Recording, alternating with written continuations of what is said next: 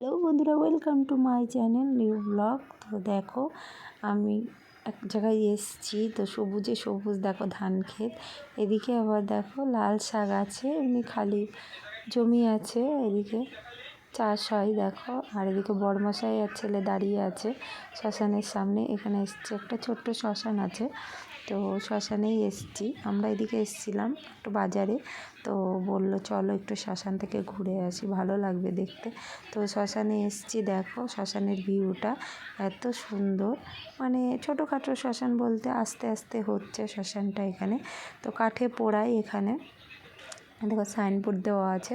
তো ওপারেও একটা শ্মশান আছে, এই শ্মশানটাই মানে দুটো ভাগ, ওপারে একটা শ্মশান এপারে একটা শ্মশান, মাঝখানে নদী, সোজাসুজি এপারে একটা ওপারে একটা শ্মশান। আর এখানে একটা তুলসী মঞ্চ করেছে দেখো, এই দেখো নদীটা গেছে, ওপারেও যে মাঠটা দেখছো ওটাও একটা শ্মশান, এটাও একটা শ্মশান, মাঝখানে নদী।